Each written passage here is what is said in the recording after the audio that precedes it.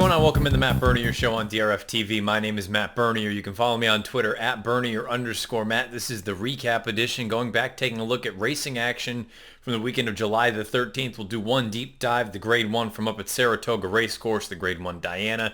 But then we'll have a lengthy stakes montage go through after that, give you some thoughts on those races, and then wrap things up with the weekend's best as far as Beyers are concerned. The 2-year-olds are back, so we'll throw them into the weekend's best Beyer Speed figure segment as well. And then we'll get you out of here in good order, getting ready for this upcoming week. We have opening at Del Mar, and we have week 2 up at Saratoga. However you listen to this thing, thank you for doing so. YouTube, SoundCloud, iTunes, video.drf.com, as well as Spotify.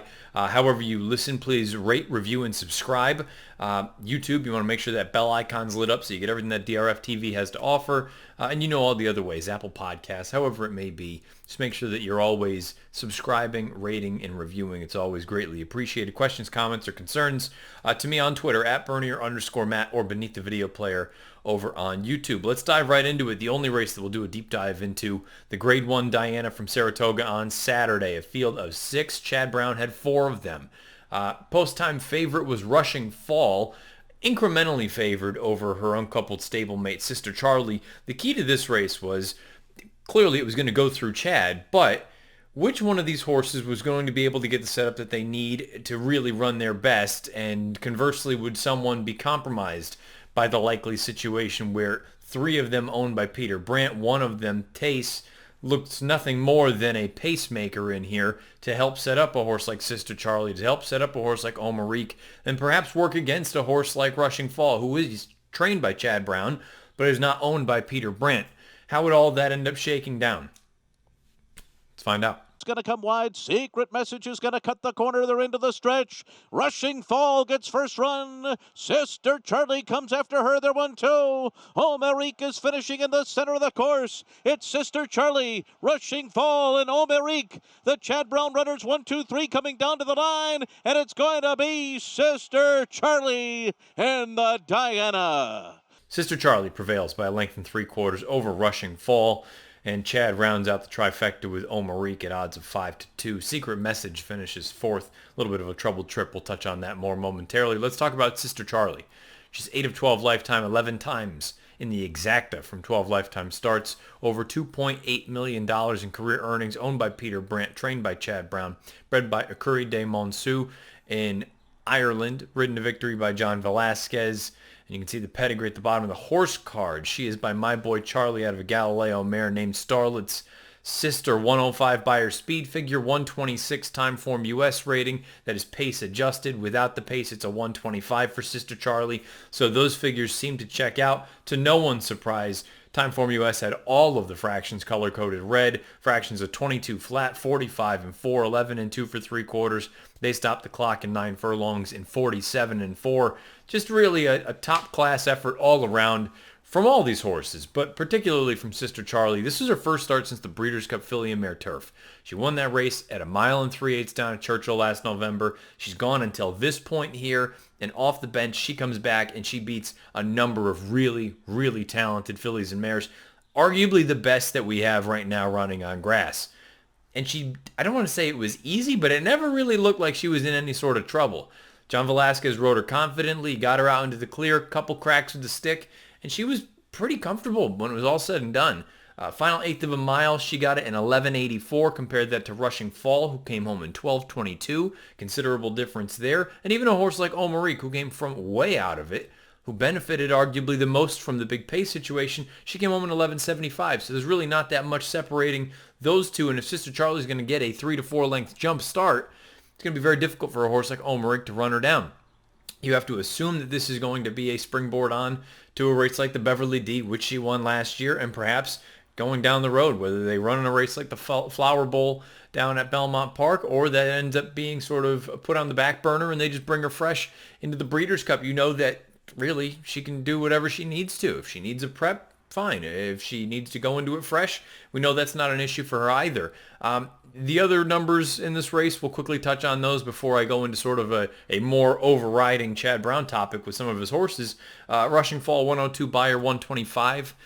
Pace-adjusted Timeform US rating. Omarique 101, Beyer, and a 122 Timeform US rating. Secret Message is the one that made me initially wonder if the Beyer was a little bit on the inflated side, but Timeform US, they have it basically on par as well. Secret Message earned a 95 Beyer and a 119 pace adjusted Timeform US rating. The reason that I initially thought that perhaps that was a little bit on the high side, because those are paired up Beyer tops of 95 for her, and she was stopped cold at the top of the lane. So it made me look at it and say, realistically, could she run the best race of her life having been impeded as badly as she was?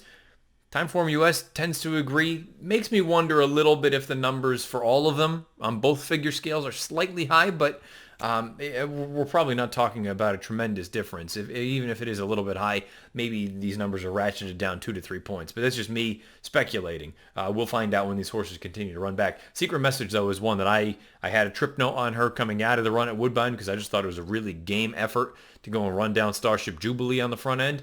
Liked her in here, gave her a little look. I didn't think she was the most likely winner, but I played her, and you know what? I thought she ran pretty well, all things considered. Had she not been stopped, I don't think she ever threatened Sister Charlie, but I think she actually is close to the top two. Maybe she's right in there with a Rushing Fall and an Omarique as well. Now, the sort of two other things. The Rabbit did the job in Thace, and I think you want to just basically draw a line through this race from Mitchell Road because we know she's better than this, and she unfortunately was one of the horses that was probably most compromised by the pace situation with the Rabbit. Now, this is a little bit of a departure from the way that these recaps normally go, but I went through and I'm watching the race, and I'm going back and watching a couple different things, and I look at these numbers, and I think there's an argument, and I'm going to be fascinated to hear what anyone else has to say. Again, beneath the video player on YouTube or to me on Twitter at Bernier_Matt. I think there's an argument to be made that perhaps Sister Charlie is the best horse Chad Brown's trained. And I know that might initially sound like crazy talk, but I'm going to change over to the sort of split screen and go over a few different horses anyway. And there's no real rhyme or reason to the order in which I'm going to show the PPs. But you've already seen Sister Charlie's. I'll bring them up again at the end. But you can see here a horse like Stacylita, who was only here for 4 starts. So it's difficult for me to say that this was really one that should be top level or thought of in the top 2 or 3 as far as horses that Chad has trained. But she clearly did some good things. I mean, a dual grade 1 winner while she was over here. But she's not really, to me, in the top 3 or 4. You move on to a horse like Big Blue Kitten. Now, Big Blue Kitten did probably more with... I'm trying to think of the right way of putting this. I never thought of Big Blue Kitten as a superstar.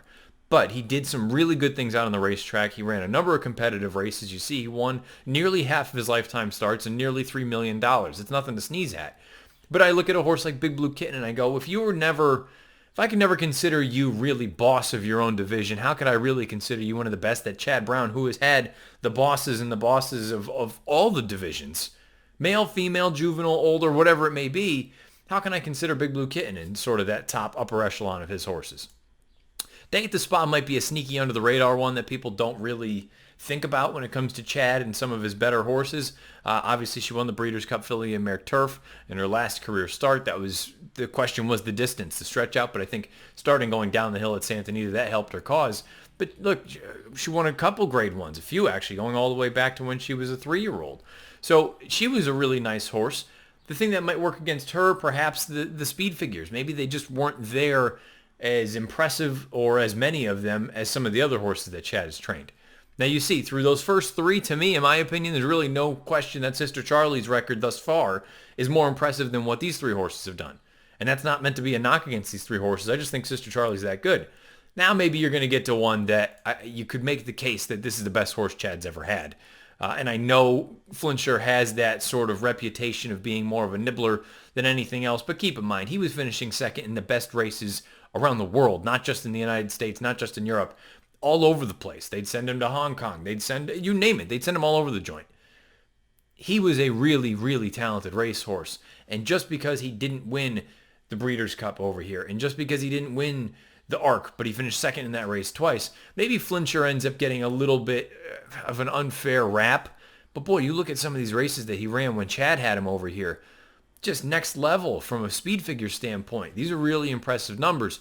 So I think you can make a case for Flincher, certainly, that he was the best that Chad has had since Chad's been out on his own. And again, keep in mind, I'm going to be basically glossing over horses like Good Magic. Cloud Computing doesn't fit, although he's probably got one of his more memorable victories. a horse like Practical Joke is very, very talented, but he's not of the level of these types. You keep moving on. Bricks and Mortar, who is kind of the now horse. Maybe you want to argue that Bricks and Mortar and Sister Charlie are sort of 1A and 1B right now in Chad's barn. And I'm including Rushing Fall and horses like that who really have done nothing wrong. Omarique is very talented. Think of horses like Uni. There's a lot of really good horses off limits. But Bricks and Mortar, I suppose you can make the case based on what he has done, the races that he has won, a 3 times Group 1 winner or Grade 1 winner here in 2019, and it seems like there's only going to be bigger and better things down the road for him. I think his sort of rundown, though, is very reminiscent to me of a horse like Sister Charlie, and I just think Sister Charlie is a little bit more consistent, and maybe this year that doesn't really stand up because Bricks and Mortar has been the model of consistency this year, but just throughout their careers. And also she did it on the biggest stage, and I'm not suggesting that Bricks and Mortar hasn't, but she's won a Breeders' Cup, and she's really done very little wrong since she's been here. Another horse, I think, from just a storyline standpoint and a fan favorite standpoint that would fit into this, and I haven't forgotten her, is Lady Eli. Now, Lady Eli, I think so much of her story was around the unfortunate incident where she stepped on the nail and she battled through all that, potentially didn't know if she was going to make it through the whole thing, and she did. She came back and she was as good, if not better than ever. But just strictly looking at it, comparing the two, Lady Eli to a horse like Sister Charlie, Lady Eli ended up with 1, 2, 3, 4 Grade 1s, 5 Grade 1s if you include the Breeders' Cup, with a number of other graded stakes races to her name. But you take a look at Sister Charlie, since she's gotten here, 1 Grade 1, 2 Grade 1, 3 Grade 1, 4 Grade 1, 5 Grade 1s. One of them is the Breeders' Cup. Theoretically, we are on pace for another effort in the Beverly D and another effort in a race like the Breeders' Cup, which she's probably going to be favored in both, depending on what comes over from Europe. And even having said that, she might still be the favorite. So if she's setting herself up for potentially 2 more Grade 1s, and I don't want to get too far ahead of myself, but I think it's realistic to consider, 2 more Grade 1s to her name, another Breeders' Cup to her name. She's a 2-time Grade 1 Diana winner. She could be a 2-time Beverly D winner. She was a neck away from winning the Belmont Oaks as a 3-year-old. She was a length away from winning the French Oaks as a 3-year-old. I mean, she's done some exceptional things. She was pace compromised terribly in this New York Stakes. I mean, this is, I think, really, when you sit back, and again, I'm curious to know what other people think, if you agree or disagree. But the consistency and the way that she wins, I just think there's an argument to be made, perhaps, that Sister Charlie has entered that rarefied air of one of, if not arguably, the best horses that Chad Brown has trained. I'm curious to know, again, what people think. As far as this effort, though, and the Diana is concerned, another spectacular effort. She just continues to improve. She's only 5 years old, and she gets the job done off of a lengthy layoff in impressive fashion against the best of the best. Sister Charlie is the winner of the Diana here in 2019, a 105 Beyer and a 126 Timeform US rating. Now we're going to transition over into the stakes montage. Pretty lengthy one this week. Might not have comments on all the races, but there are definitely some things to touch on. So let's throw it into that, and we'll come back with some quick hits. Let's take a look at this week's stakes montage. And they're into the stretch, and it is still integral. Here comes Shippy up the rail and Comical on the outside. It's these three coming to the 8th pole. Shippy and Comical take over. Integral is back to 3rd, then Kiss the Girl. It's Comical in front. Kiss the Girl is closing with a rush on the outside. Shippy fights on down toward the rail. Here's the wire, and Comical has won the Schuylerville. It was Kiss the Girl second, and then it was Shippy, and then Electronic, who swings up on the outside, and they're into the stretch. Neverland Rock confronts Abyssinian. Listing splits rivals and is coming with a rush inside of Sombaye, and on the far outside it's Electronic. It is Neverland Rock to catch. Listing is closing in. Electronic is there on the outside, and they're coming down to the line. Here comes Listing. Here comes Listing to win the quick call. And then it was Electronic, followed by Haverkamp is taking second on the outside. And then it's Voodoo Song, who's back running in 3rd. Major Look is moving on the outside. Curbon still work to do, 4 lengths off the lead. Mr. Haverkamp is the one to catch at the 16th pole, leading it by a length and a half. Major Look is next. Late Run, March to the Arch. Farther out, Hembry, they're coming down to the line. Oh, Canada!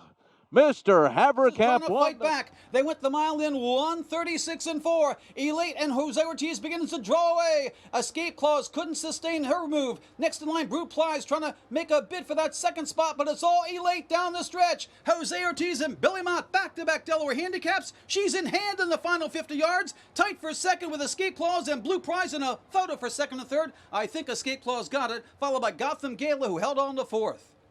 Magician behind horses in fourth as they turn into the stretch, and it's Mr. Money, who's homeward bound, has a lead by 2.5 lengths. Gray Magician splits rivals into a joint second with Math Wizard, and then it's Long Range Toddy at fourth. They run to the 16th pole, and it's Mr. Money. Mr. Money's going to cash in big in the Indiana Derby, his third consecutive graded stakes win. Gray Magician 5 lengths off the lead as they turn into the stretch, and Street Band takes over. Street Band of the Indiana Oaks scampers clear by 5 lengths. Sunday's at the Beaches in second. Kim K drops back in third. Chocolate Kiss is outside fourth, but with the 16th to go, it's Street Band. Street Band and jockey Sophie Doyle, an impressive winner in the Indiana Oaks. Sunday's at the Beach second. Third was Chocolate Kisses. Fourth, Kingley, who's still right there down along the fence. Game Winner and Parsimony together as they make the long swing home, and now Rosario just nudging Game Winner to a short lead. Parsimony is running a huge race right now and trying to give the champ all he can, but Game Winner's just a little too much, and he's gliding away now. Game Winner, the champ, is back, and he's strutting his stuff late, amassed a 6-length cushion under the line. Parsimony, big effort to run second. Raging Whiskey cuts the corner and memorable. The half was 46.19, and they're coming to the final furlong. And here's By Your Side, moving up alongside a front-running Tomato Bill. And coming up the rail, Raging Whiskey trying to get involved late too. By Your Side in front. And then Tomato Bill, followed by Raging Whiskey, but it's By Your Side in the Sanford, winning it by 3. And then it was Garden, joined by Permina. Katie Baby darting up the rail. Miss Momentum down the outside. Permina in front and going well. Permina from on the outside. Miss Momentum trying to run home is Negon's Bay. Katie Baby coming now. Permina in front. Katie Baby on the inside. Permina a neck. And Permina and Katie Baby. Permina has won it. Permina ahead to Katie Baby. Island, Wyattstown, and Pink Lloyd looms on the outside, and in a breath has got them.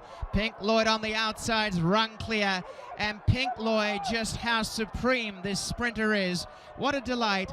And Pink Lloyd coming down to the wire for a third Vigil Stakes, and 19 wins in 2019. Second home safe. All right, rapid fire. We'll blow through these races coming out of the stakes montage, and then we'll give you the weekend's best buyers. The Schuylerville, nothing special for me. I thought it was a fine enough effort from Comical and Kiss the Girl. I'm not sold that they are monsters going forward. It's still very early. It's hard to make any sort of definitive statements, but this is that time of year, though, where you'll see some of these 2-year-old efforts. And yes, Comical is a graded stakes winner, and I'm just using her as an example. This goes for any of these horses. You're going to see horses in the Sorrento coming up down at Del Mar at the beginning of August. Was that 2-3 weeks from now? Something along those lines. The idea of these earlier 2-year-olds, they aren't necessarily going to be the best of their generation. They may have the credentials going into whatever let's just use the Del Mar Debutante or the Hopeful at Saratoga or any of those races. They may have the credentials, but it doesn't mean that they're necessarily going to be the best. Now, who knows? Maybe Comical and Kiss the Girl are going to prove to be the 2 best fillies. But I just kind of look at it and say, I thought it was a fine effort. Didn't think it was anything, nothing that really wowed me there. The quick call, this one was a little bit more of a wow for me for listing because I thought he was really good. In and amongst horses, down on the inside, rounding the far turn at 5.5 furlongs. I know it was run over a bog, and some horses might have despised the going. But boy, once he was angled out into the clear, I thought it was a good effort. Sure, it wasn't that electric turn of foot, but over that kind of turf with that amount of moisture, it can be very difficult to see that sort of move. I just thought it was a really nice effort from this horse. He continues to improve. Forbidden Apple, great trip from Mr. Haverkamp. The key for Mr. Haverkamp, this is the first time that he had proved that he can ship in down to New York or the United States in general and win a big race.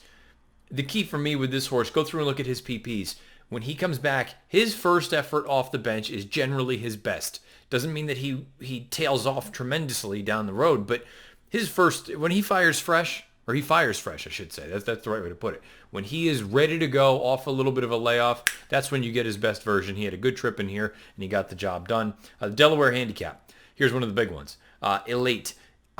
It seems as though she's back to her best. So my initial thoughts and my thoughts for the past handful of months were apparently wrong.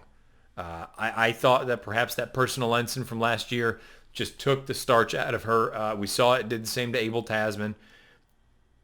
The Oaklawn races, maybe she just didn't like Oaklawn Park. Maybe it really was just the distance where added ground was going to make all the difference. I wasn't sold with a run at Churchill. I was down there that night, thought it was good. Didn't think it was exceptional. I thought the biggest thing for me with this race, the Delaware Handicap, was the move rounding the far turn. It wasn't the final margin of victory. It wasn't that she was geared down. It was that move going into the far turn when Jose gave her a little cue, and I have it written down in my notes here as a beholder-esque move.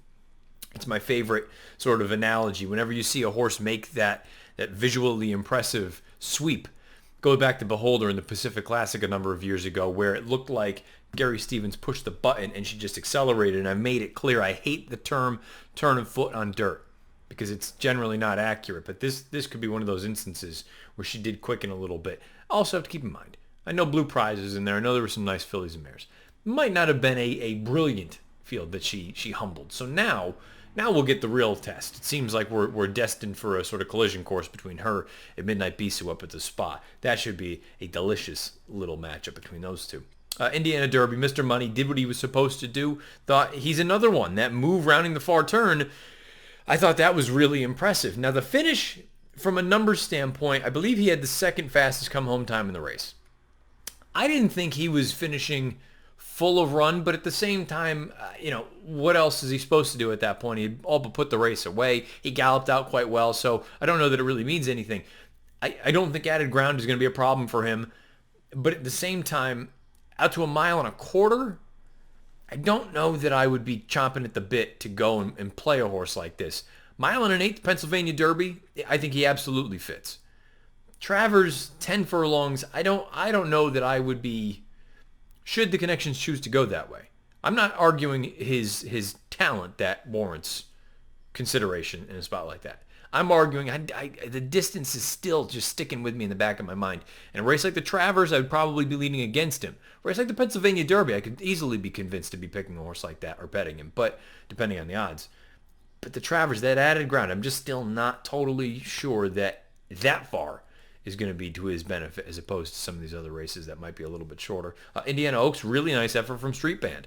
There's no reason that this could not be the beginning of a big second half for her in a division that for the most part is just kind of up for the taking with the exception of Chad's horses. Gorana and the other filly's name is just slipping my mind. I'm sure someone else is going to think of it. It's Dunbar Road. Took me a minute, but I figured it out. Those fillies seem like they are, the cream of the crop, but no reason that a horse like Street Band couldn't show up. Maybe a race like the Alabama 10 furlongs. I feel like she's one that she's earned her right to take a shot in those spots. Los Alamitos Derby. Here's another big race. I thought this was a nice starting off point, and it feels like a good means to an end for game winner. He came back. He got the job done. His first win since the Breeders' Cup Juvenile last year as a 2-year-old. But as I said when I did the little classic PP preview of the race, he had not run poorly as a 3-year-old. I could make the argument that if it was not Maximum Security, that Game Winner ran the best race in the Kentucky Derby with how wide he was. This is going to be something that I'm sure will, throw some people into a hard eye roll. I hated that he popped to his left lead at the end of the race. I know he was 5 lengths clear. I put the 5.5 for a prop out there, and I think he ended up right at 6. So he was well in hand at that point. But I hate when horses do things that they generally don't do, and that's not something that he's never really done that. So popping to his left lead at the wire, I'm not saying that that's enough for me to be totally turned off by him because I think he's arguably the most likely winner of the Travers at this point. But I think everybody kind of feels that way. And maybe this is going to be one of those instances. We'll find out what happens in the Haskell next week. Find out what happens in the Jim Dandy. And I say next week, the Haskell's actually just right around the corner. It's a few days from now. That's the little kind of thing that perhaps you need to get you off of a short price. Sure, I'll revisit that in time, but a fine starting off point, let's put it that way, leading on to the Travers for a horse like Game Winner. The Sanford, I have nothing to add. The Ontario Matron, Pamina's effort over Katie Baby, the victory, I thought is considerably better than what the final margin of victory would indicate, simply because Pamina was very wide rounding that far turn when she made that big move, and Katie Baby was basically down on the inside and amongst horses, about two-path. I think just from a ground loss standpoint, the win for Pamina considerably better than the effort from Katie Baby. And Vigil, what else is there to say? Pink Lloyd, he popped to his left lead for about the final 16th of a mile, but he's a mile the best. And he's probably cemented himself. Again, don't want to get too hyperbolic, but he's probably cemented himself as one of the best sprinters in Canada ever. I mean, with what he has been able to do, and he continues to go on with it, a really good effort from Pink Lloyd and the Vigil. So there you go. Some quick hits, some thoughts. Let me know if you agree, disagree on Twitter at Bernier_Matt or beneath the video player on YouTube. Quickly, the weekend's best as far as Beyer Speed figure performances are concerned. Let's take a look. 2-year-old males on dirt. Miru, 81 on a maiden special at Monmouth. 2-year-old fillies. Comical and Kiss the Girl, we saw them in the Schuylerville with an 80 Beyer. 2-year-old males on grass, Super Dormy, Shippingport, 65 maiden special weight, Ellis Park. 2-year-old fillies on grass, Sweet Melania, 65 maiden special weight up at the spot. 3-year-old males on dirt, Mr. Money and 99 in the Indiana Derby. 3-year-old fillies on dirt, Magic at Midnight, a 92 in a maiden claimer out of Los Al. She was in fact claimed out of that race. A 92 for a maiden claimer, that's something. 3-year-old males on grass, Archidust, 92 in a stakes race down at Monmouth. 3-year-old fillies on turf. Break Even, who was not in the montage. She won the Coronation Cup, her first start on turf, with a 90 up at the spot. Her speed early on, she is wickedly fast. Wickedly fast. And I was tweeting about it. It's going to be interesting to see what the connections ultimately do long term. I can understand why they are saying they're going back to dirt for now. Down the road, I'll be curious to see what they do with her. Older males on dirt. Altissimo and Pink Lloyd. Keep in mind, Pink Lloyd, because synthetic in the internal system for the racing form shows up as dirt. I just go along with it. Altissimo and Pink Lloyd each earned 100s, one in the Hockessin, down at Delaware, the other in the Vigil. We just saw that. Older fillies and mares on dirt, Elate, the 101 in the Delaware Handicap. Older males on grass, Mr. Haverkamp, 100 in the Forbidden Apple. And the older fillies and mares on turf, Sister Charlie with a 105 in the Diana, as we spoke about at the top.